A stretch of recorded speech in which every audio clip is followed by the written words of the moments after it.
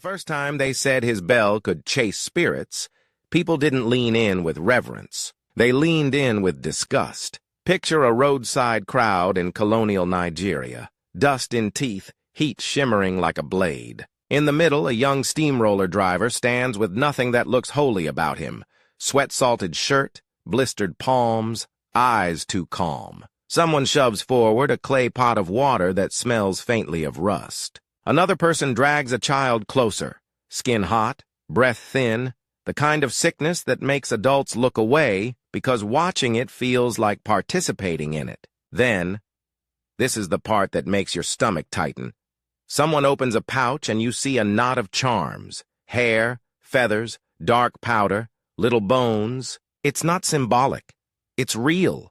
It's sticky with use. The crowd wants a show. The native doctor wants to win. The church elders want the nuisance removed. The colonial officer wants quiet. And the steamroller driver? He lifts a small bell, and the sound cuts the air like a wire. That moment is why you click this story. And it's why, whether you love him or hate what he represented, Nigeria still whispers his name with a strange mix of awe and argument. Prophet Joseph Babalola, born 1904, died 1959. The spark behind the 1930s revival that turned ordinary towns into bonfires, sometimes literal bonfires, of abandoned idols, burnt charms, and furious debate. Now let's rewind. Because the most unsettling part isn't the bell. It's how ordinary the boy was before the fire found him. He didn't arrive in the world with a crown. He arrived in a place that didn't have time for crowns. Odo Owa, Yoruba land, red earth, mornings that start early because hunger doesn't sleep in. His parents were Anglican, church people, the kind who believed God belonged in Sundays and hymns and respectful distance. His father carried weight in the local church, Baba Ijo, a church father, meaning this wasn't a family where you casually embarrassed yourself in public and still got invited to sit near the front. And Joseph, as a child, learned the first rule of his environment. You don't survive by being mysterious. You survive by being useful. So he became useful. School came first. Basic, strict, practical. He moved through it until the point where reality tapped him on the shoulder and said, "Enough. Go learn a trade." He tried that life, the apprenticeship, the grease-under-the-nails logic of machines. It made sense. You put your hands to something broken, you fix it, you see the result. No invisible battles, no spirits, no prophecy, just bolts and sweat and cause and effect. But then Nigeria itself was changing shape under British colonial rule, and the fastest way for a young man to become somebody wasn't a sermon. It was infrastructure.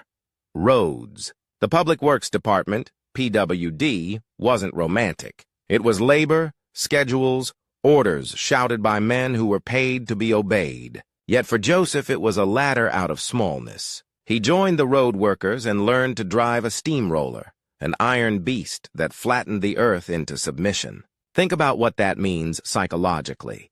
Day after day, you're perched over a machine that crushes lumps into smoothness. You take chaos and compress it. You turn wild ground into a straight line. People can follow. It suited a mind that wanted life to be simple. And for a while, this is important. It was. Because in Yoruba towns of that era, belief was everywhere, but it wasn't always gentle. Faith didn't float above daily life. It lived inside it, fought inside it. Christianity was present. Anglican churches, mission structures, hymn books, rules. Traditional religion was present. Shrines, medicines, charms, sacrifices, the quiet fear of curses. People didn't debate these things like philosophers. They used them like tools. They reached for whatever seemed to work when a child coughed too long or when a harvest failed. And in that environment, a young man who wanted a normal life had a clear path. Work, earn, marry, attend church. Don't attract attention. Joseph tried to walk that path. But something was building underneath him, a pressure he didn't yet have language for. It's easy to assume revivalists are born craving crowds. Joseph wasn't. The early outline of his life points the other way. discipline, structure, a job with a clear hierarchy. And if you were looking for the seed of what would later make him so explosive, it might be this. He understood authority, how it feels, how it moves through a community, how it demands obedience. He saw it in the colonial chain of command. He saw it in church leadership. He saw it in local rulers. He saw it in the way people lowered their voices when talking about certain spiritual forces at night. Authority, in his world, wasn't a theory. It was oxygen. But another force was rising across southwestern Nigeria in those years, something that didn't fit neatly under Anglican order or colonial preference. Prayer groups, Aladura currents, holiness movements, people hungry for a God who didn't just live in written liturgy, but in power. Healing, visions, dreams, deliverance. The kind of Christianity that didn't politely request change. It demanded it. And whenever a movement like that grows, it creates an inevitable rivalry. Not just church versus shrine, but control versus eruption. Because if God starts answering prayers in the marketplace, who needs permission from bishops? If sick bodies start recovering without hospitals, who keeps the monopoly on legitimate help? If people stop buying charms, who loses income and influence? So even before Joseph became famous, the stage was already set. A land full of spiritual options, a society full of nervous gatekeepers, and a colonial government that did not like crowds unless crowds were marching under their direction. Joseph's road work brought him into contact with different towns, different moods, different spiritual climates. Among the roads his crews worked on was the stretch between Igbara-Oke and Ilesa, names that will matter later, like matchsticks lying around before the fire. But at the time, he was still just the steamroller driver, a young man earning a living by making the world flatter. And here's a detail that tends to get ignored until you really sit with it. A steamroller driver is always surrounded by noise, engines, metal, heat, shouting. So imagine the psychological whiplash when what begins to change him is not noise, but the creeping arrival of something that feels like silence pressing in from the inside. He begins to carry restlessness the way some people carry fever. Nights become thinner. Sleep turns into a shallow puddle you can't drink from. The kind of wakefulness where you start to fear your own mind because you can't tell whether you're anxious, sick, or being watched by something you can't see. He doesn't announce it. He can't. Announcing it would be admitting weakness, and weakness was dangerous. But the people around him start to notice small things. A pause too long before responding. A stare into the distance as if listening for instructions that no one else can hear. The sudden seriousness of a man who used to laugh more easily. In a place like that, different is rarely treated as interesting. Different is treated as contagious. And there were already whispers in his wider community about prayer people, those who claimed visions, those who said God spoke, those who rejected certain customs. Anglican leaders had been dealing with this rising fever for years. They wanted Christianity, yes, but controlled Christianity.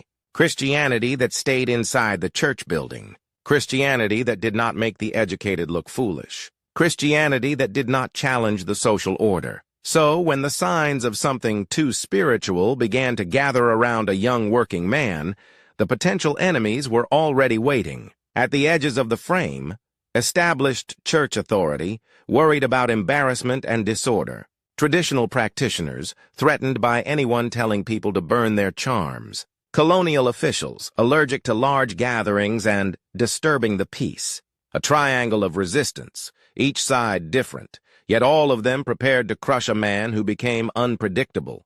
And Joseph was becoming unpredictable, not in the way of drunkenness or violence, worse, in the way of a person who starts obeying an inner command that no one else can audit. The tragedy is that, at first, he likely tried to ignore it. That's what most people do when life starts to feel supernatural.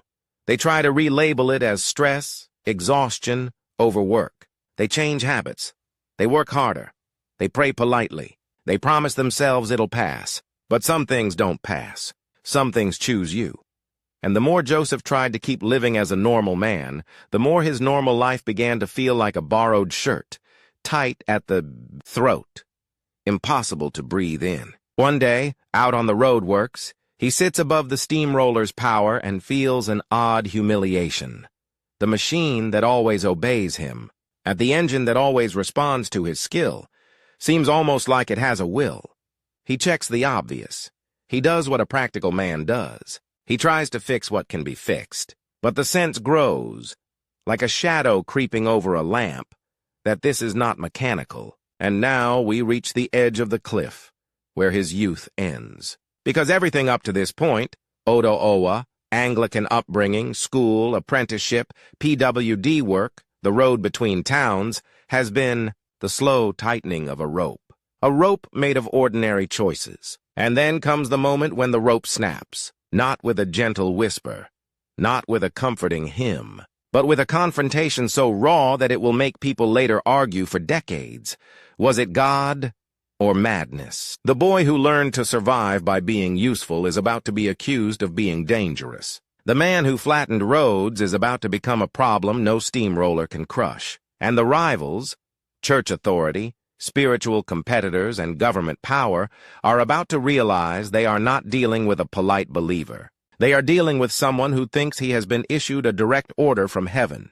And once a man believes that, the world can threaten him with anything, poverty, prison, shame, and it still won't be enough.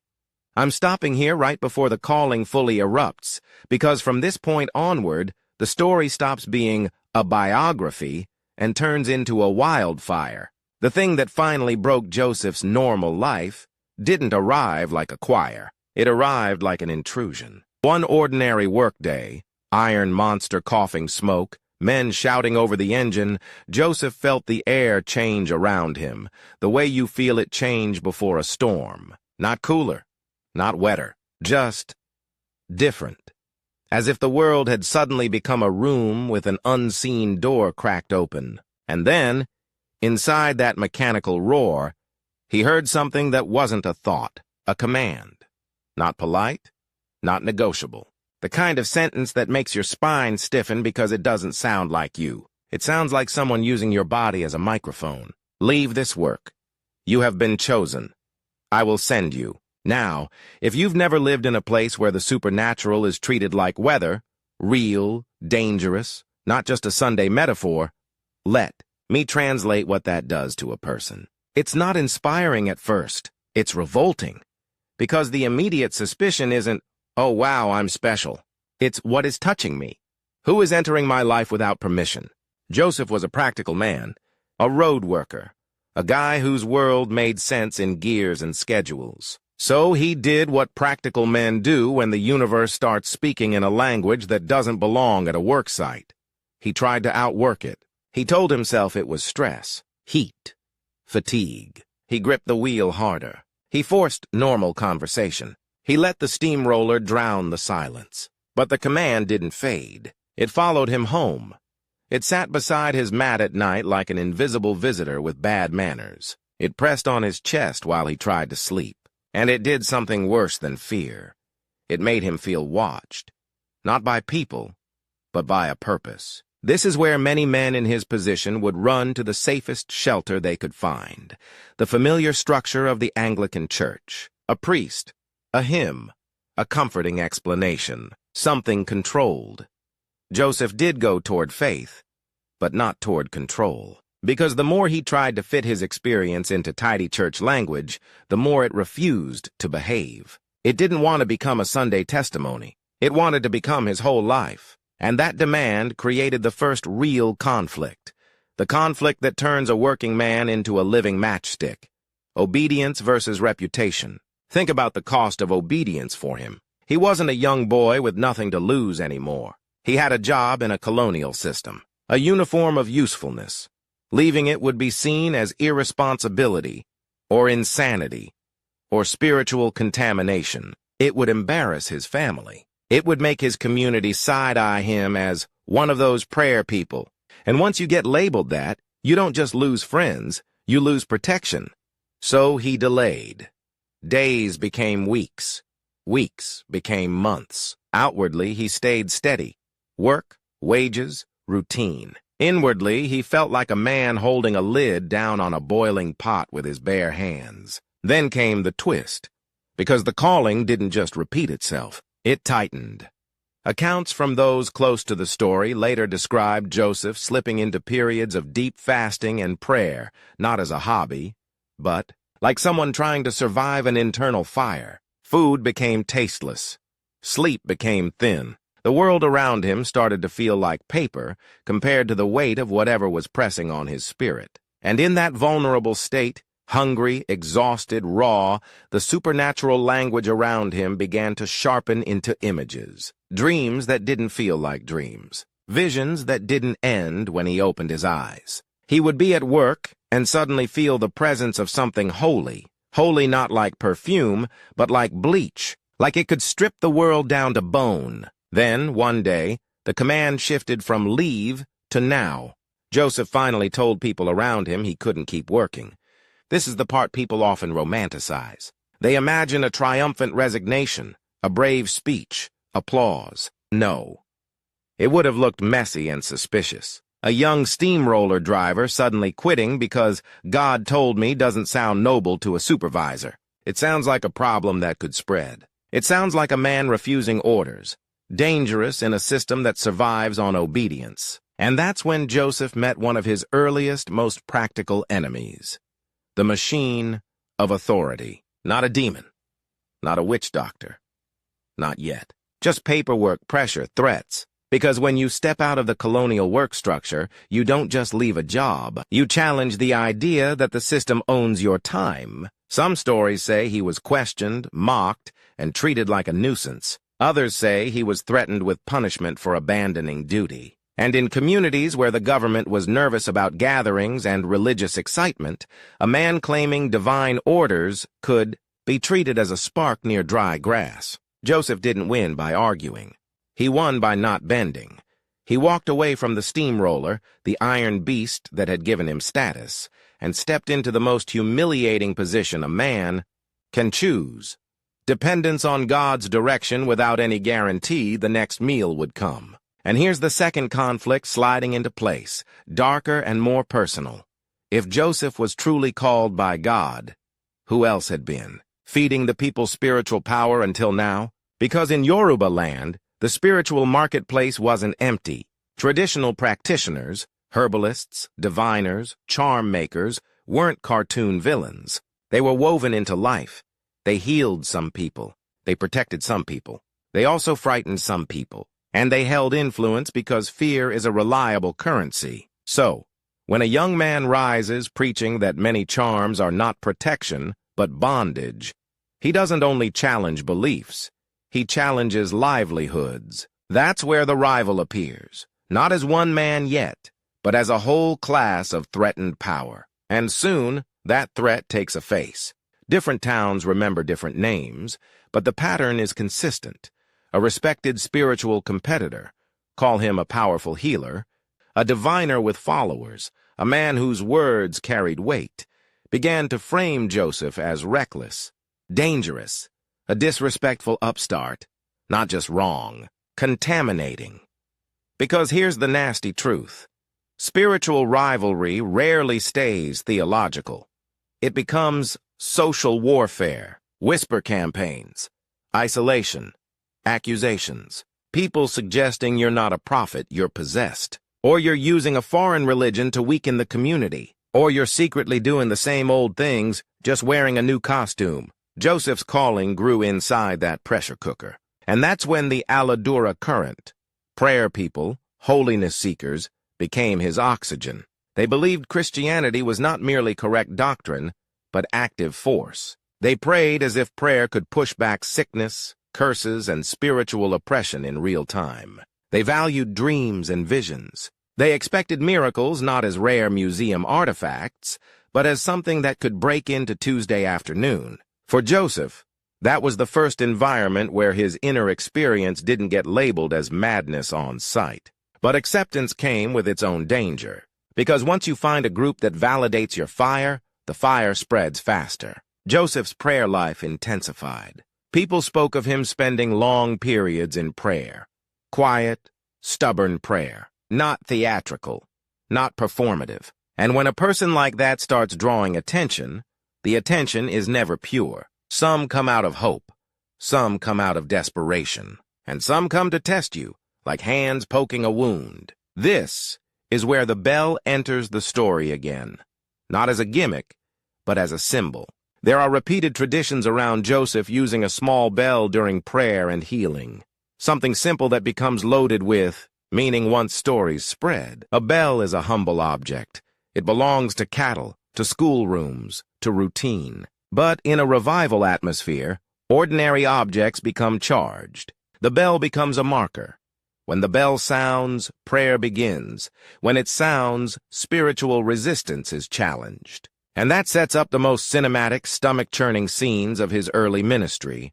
Scenes that made people feel exactly the mixed emotions you asked for. Satisfaction. Because yes, this is about revival, power, Nigeria's spiritual history, interest, because you can't look away when desperate people gather, and disgust, because you start seeing what desperation produces. Women arriving with babies wrapped in cloth that smells of sweat and camphor. Men limping in, legs stiff from old injuries, eyes sharp with suspicion. Families bringing relatives who can't stop shaking, not the romantic shaking of the spirit, but the ugly shaking of nerves, illness, hunger, trauma, or something no one wants to name. And then, in the background, the other crowd.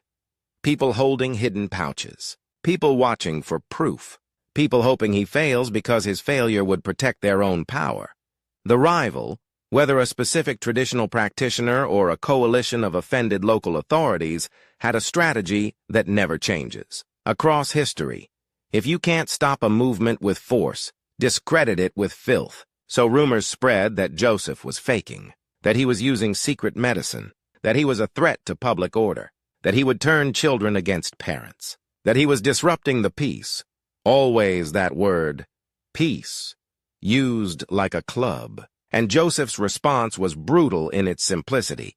He kept praying, not debating, not performing, not apologizing. And then, this is where the story takes the kind of twist that turns a local preacher into a national legend. The healings began to be reported in a way people couldn't easily dismiss. Now, let's be careful. When people talk about healing revivals, the stories vary by teller, by town, by memory. But the consistent claim about Joseph Babalola's rise is this: the sick came, and many left saying they were better, not with polite, "I feel encouraged," with the kind of testimonies that sound almost indecent to repeat because they're so physical. Pain gone, swelling reduced, fevers broken, bodies moving again. And every time that happens in a public space, the crowd changes character. It stops being a gathering. It becomes a magnet. People traveled. Word moved faster than wheels. Villages passed the story like fire through dry leaves. Come and see. Come and see. Come and see. And that terrified the authorities, religious and colonial, because they knew what crowds meant. Crowds meant emotion. Emotion meant unpredictability. Unpredictability meant the possibility of rebellion, even if the preacher wasn't preaching rebellion.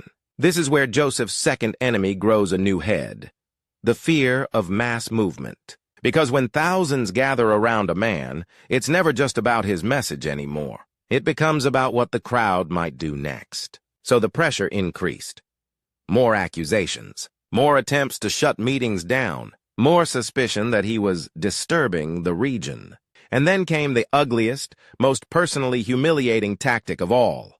They tried to frame his calling as a spiritual infection, something that would corrupt others, especially the young. This is where Joseph's life stops being a private spiritual journey and becomes a public battleground. He is no longer just Joseph. He is a symbol, and symbols attract violence. At the same time, inside the Christian space, there was another rivalry, not with traditional religion, but with controlled Christianity. Some Anglican leaders and established church figures didn't know what to do with him. Revival did not fit the liturgy. Deliverance did not fit the committee meeting. A prophet who claimed direct instruction from God made carefully trained clergy look powerless. So you had this strange triangle of enemies forming.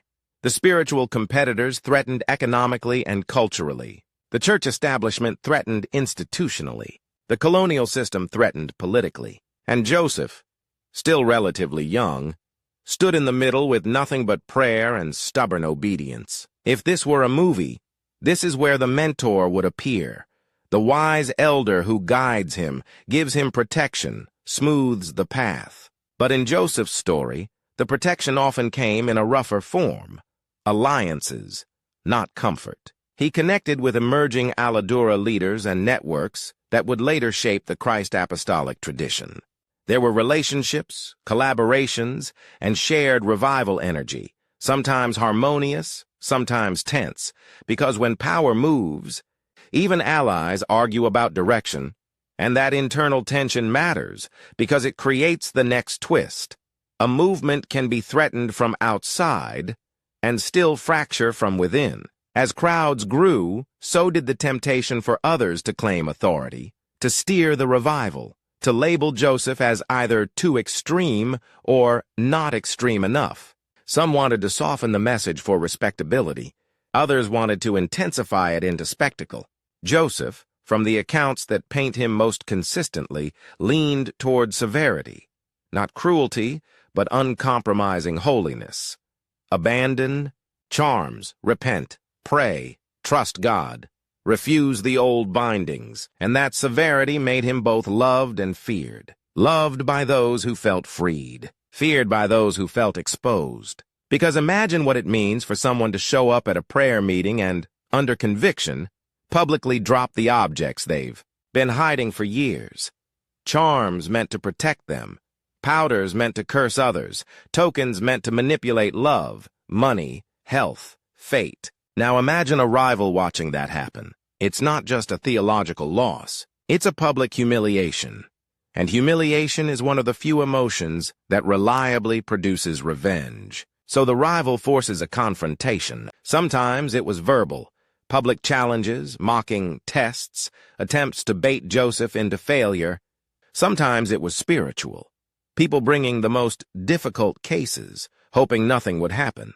And sometimes, this is the part that gets whispered with a lower voice, it was intimidation, threats, and attempts to trap him under the language of law and order. But the revival was already moving beyond one man's personal safety. It had become a wave, and the wave was heading toward a place that would seal Joseph's name into Nigerian spiritual history, Elisa. Okay, Oye, that location isn't just geography. It's the stage where the story stops being Joseph's calling and becomes Nigeria's shaking. Because what began as an inner command, leave your job, was about to become a public eruption that would rewrite church landscapes, birth new structures, and leave behind a legacy so strong that decades later, people still debate whether he was saint, fanatic, or something even harder to define. And Joseph, walking toward that stage, would have known one thing in his bones. Once the fire reaches a crowded town, there is no hiding from what it reveals. He had stepped away from the steamroller. Now, he was about to step into something that could flatten people's entire spiritual identities, and not everyone survives that kind of change with their pride intact. The bell would ring, the crowds would swell, the rival would strike harder, and the 1930s would ignite. The road to Elisa wasn't just a road, it was a fuse. By the time Joseph Babalola reached the places where the revival would erupt into legend, people weren't asking, is he called? They were asking a dirtier, more dangerous question. Whose power is stronger? Because Nigeria in the 1930s wasn't spiritually neutral ground, it was layered. Christian mission churches on top of older cosmologies, colonial authority pressed like a lid over boiling communities, and ordinary families doing whatever they could to keep children alive, harvests steady, and curses away. The result was a society where faith wasn't a hobby, faith was survival strategy. And into that tension walked a man who didn't offer strategy. He offered war. Not war with machetes, War with prayer, fasting, public repentance, and the kind of spiritual confrontation that makes bystanders feel like they're inhaling smoke. This is where Babalola's ministry becomes intensely visual. Not because he staged it, but because the people around him did. They brought him their ugliest realities. A woman with cracked lips and eyes too bright from fever, insisting the sickness in her house is not illness, it's an attack. A man who swears his business keeps collapsing because someone tied him spiritually. A child who won't stop convulsing, and the family has already spent money on herbs, charms, and hospital visits, and now they're here because they've run out of options and dignity. And mixed into that desperate crowd, like grit in food, were the challengers. Some were sent. Some came on their own. Some were the spiritual competitors themselves, or their students, or their cousins, or people whose income depended on selling fear in neat little packages. The rival had evolved from a man who doesn't like Joseph into something broader and smarter, a network of threatened influence. They didn't need to defeat him with a punch. They needed to infect the public with doubt. So they used the oldest method in human history. They tried to make him look disgusting. They whispered that healings were staged, that he used medicine secretly, that women fainting during prayer meant sexual immorality, that the people falling or shaking were not touched by God, but hypnotized, manipulated, or possessed. And here's the twist. Those rumors didn't always come from traditionalists. Some came from church people. Because when revival gets loud, respectability gets angry. If your Christianity is built on quiet pews and controlled hymns, a prayer meeting where thousands cry, confess, collapse, and destroy, charms feels less like God moving and more like society cracking open. So Joseph had enemies with Bibles and enemies with shrines, and they both wanted the same thing: make the wildfire stop. But the wildfire had found oxygen. The oxygen was results. Because the more the rival tried to discredit him, the more stories multiplied. People claiming they were healed, freed, restored. Again, accounts vary in specifics, but the pattern is consistent across retellings. The meetings did not shrink, they grew. And growth creates a new problem. A prophet can preach to hundreds. But what do you do when thousands arrive? This is where the third act of tension begins to climb. The revival becomes a logistical beast, and any logistical beast attracts opportunists, saboteurs, and mistakes. Joseph's style was not smooth motivational preaching. It was confrontational holiness. He preached repentance like it was urgent surgery. He demanded that converts abandon charms and idols, not as a symbolic gesture but as a public break. He encouraged prayer with intensity. Fasting, night vigils, long sessions where the air felt thick with emotion and expectation. And in the middle of these gatherings, you'd see the kind of scenes that make modern viewers uncomfortable because they're not clean. Men trembling as they pull out hidden amulets from under shirts.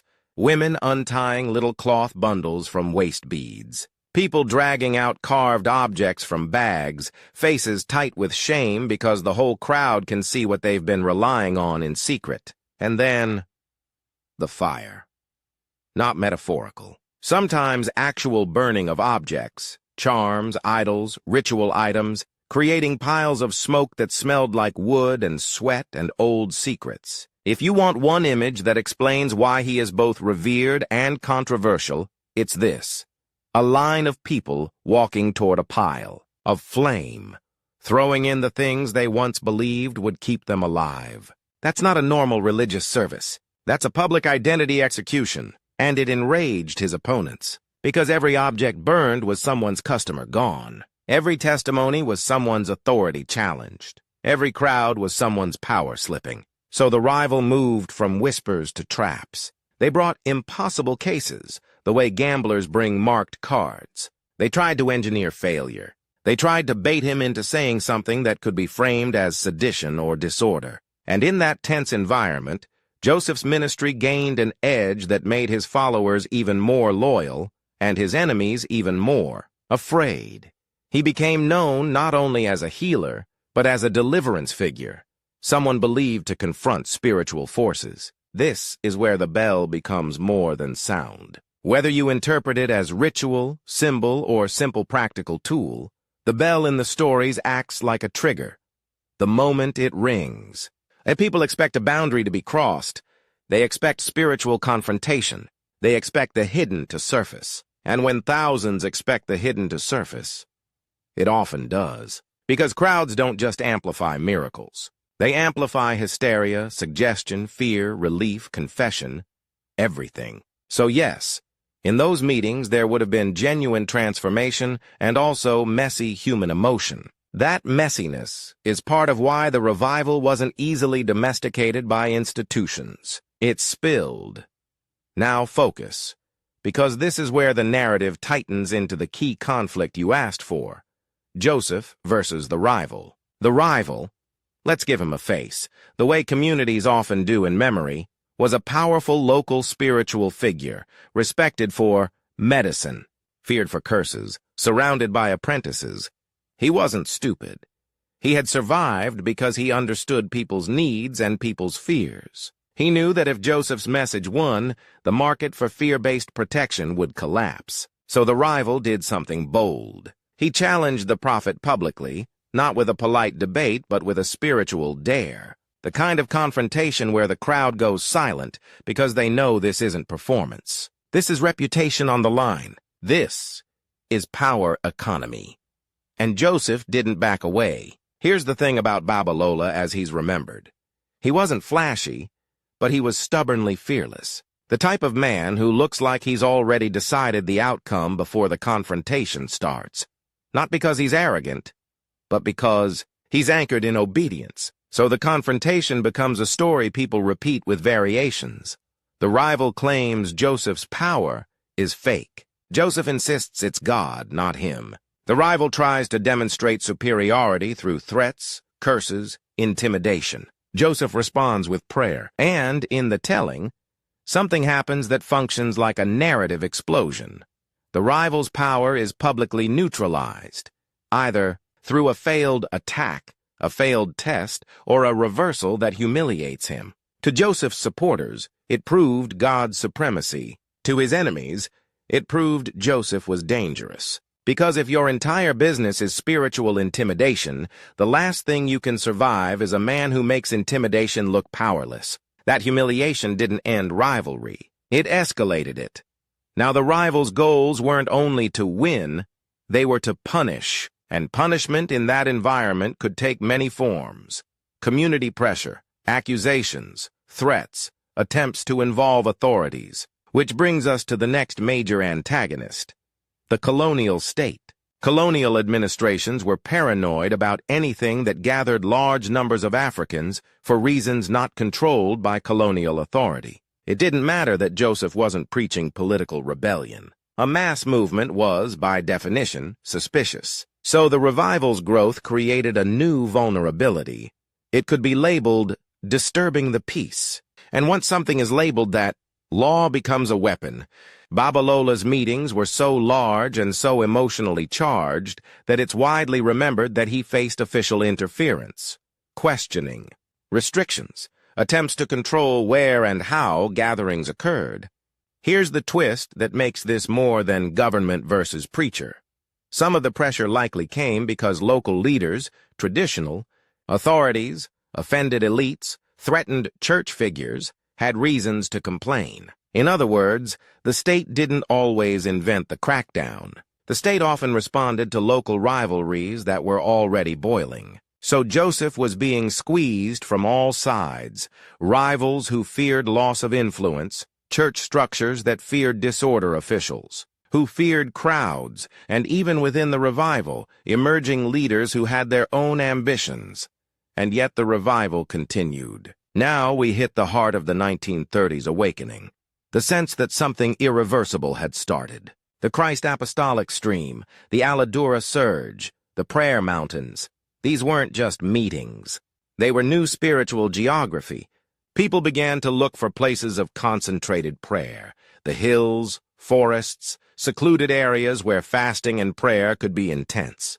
Later generations would call certain places prayer mountains. This wasn't urban Christianity. This was raw Christianity. Sweat, dust, hunger, nights filled with singing and groaning prayers. And in those nights, Joseph's voice, steady, insistent, became an anchor. He wasn't selling comfort. He was insisting on rupture, break with old powers, repent, pray. Trust God for healing. Live holy. That message is part of why he is revered. He became a symbol of Christianity that felt indigenous in expression, prayerful, confrontational, experiential, yet firmly Christian in the claim of Jesus as Savior and healer. But it's also part of why he is criticized, because rupture is not gentle. When you tell people to burn charms, you are stepping into family structures, ancestral loyalties, economic systems, and cultural identity. In some homes, his message would have felt like liberation. In others, it would have felt like an attack. And that tension made the revival combustible. Now, the narrative twist you wanted, the kind that makes viewers sit forward. The revival was growing so fast that even allies began to worry Joseph could not be controlled. Some wanted to place him under tighter organizational authority. Some wanted to define doctrine, regulate practices, standardize the chaos. Joseph, according to the way his story is usually remembered, did not exist comfortably inside control. He could cooperate, yes, but he was not a man shaped by committees. And so, within the very movement he helped ignite, a subtle rivalry simmered. Not enemy outside, but ally who wants to steer the ship. That internal tension matters because it foreshadows what happens to many revival movements. They either become institutional, or they splinter. Joseph's life sits right on that fault line. Meanwhile, the external rival didn't disappear. Humiliated rivals rarely just fade. They regroup, waiting for scandal, weakness, fatigue. And fatigue did come, because fasting and travel and crowds take their price. Even a prophet has a body. As the 1930s revival years pressed on, Joseph's life became a cycle of arrival, crowd, prayer, testimonies, opposition, pressure, move again. It's romantic in legend. It's exhausting in reality. And that exhaustion is where the story begins bending toward its next phase, one that many people don't expect when they only know. The miracle highlights. The period after the blazing peak, where legacy is forged not only by power, but by what remains when the crowds thin and the man ages. Because the most ruthless part of history is this: a revival can be a bonfire, but a legacy is a long burn. And Joseph Babalola, still alive, still revered, still attacked, was heading toward the later years where the enemy isn't only rivals or officials. It's time. The crowds don't stay forever. That's one of the cruel laws of revivals. The flame that can light up a whole region can still leave a single man standing in the cold afterward, listening to the echo of his own voice. By the late 1930s and into the years that followed, Joseph Babalola was no longer the surprise. He was a fixed point, admired, feared, debated, and when you become a fixed point, the world stops reacting to you as a miracle and starts reacting to you as a problem to manage. That's where the story turns quietly violent. Because in the early days, his enemies tried to stop him with ridicule and rumors. Later, the tactics became more sophisticated. Control him, contain him, redefine him. Religious movements mature. Institutions form. Titles appear. Rules get written. People who once prayed in open fields begin arguing about who has authority to decide what prayer should look like. The same fire that once united the desperate can become the heat that melts unity into factions. And Joseph, by temperament and reputation, was not an easy man to domesticate. He could collaborate. He could stand beside leaders. He could become a pillar. But he couldn't become a decorative pillar. Because the central claim of his life was obedience to direct divine instruction. And the moment an institution tries to replace that with committee decisions, it creates a spiritual collision. Who gives the orders now, God or structure? For Joseph, the answer was never in doubt. For others, the answer was political survival. So even when he was honored, there was often tension around him. Admiration on the surface, anxiety underneath. Leaders who valued the revival's power still feared its unpredictability, feared that one uncontrolled meeting could bring another crackdown, another scandal, another wave of opposition. And opposition never truly left. Traditional spiritual competitors may have lost ground in places where the revival burned hottest, but they didn't vanish. They adapted. Some shifted their language. Some blended. Some waited quietly for the next generation to forget why the old fear existed. They were patient. And then there was the state's shadow, sometimes direct, sometimes indirect, hovering over any movement that could mobilize crowds. Yet the sharpest enemy Joseph faced in his later years wasn't a rival with charms or a clerk with papers. It was his own body. Because you can't fast like a weapon forever. You can't travel endlessly and pour yourself into people's emergencies without paying an invisible bill. As the years moved, the stories around Joseph's ministry included a different tone. Less of the explosive public confrontations and more of the steady reputation of a man who had become almost mythic while still alive. That sounds like glory, but it's lonely. Imagine people approaching you not as a person, but as a point of access. People who do not ask, "How are you?" but "What do you see?" People who arrive with their disasters and expect your prayer to carry what their whole family can't carry, and worse, people who come not for help, but for proof, to see if the legend still works. That pressure can hollow anyone out. In that later phase, Joseph's life becomes a quieter kind of battlefield. The enemies are no longer always in the crowd, shouting. Sometimes they're in the whispers. He used to be stronger. Maybe God has left him. Maybe he was never real. Maybe the early stories were exaggerated. Maybe the power belonged to the movement, not to him. And that's a particularly cruel form of rivalry, because it's rivalry with your own past. A man who became famous for extraordinary moments is forced to live the ordinary months when nothing dramatic happens, when prayer feels like work again, when the sick still come and not everyone leaves smiling. This is where the story gets more human, and in a strange way, more unsettling. Because if you believe Joseph was a genuine prophet, then the later years show the cost of carrying other people's pain. And if you believe he was exaggerated, then the later years show the slow unraveling of a human myth under time. Either way, the man is trapped in the role the crowd wrote for him.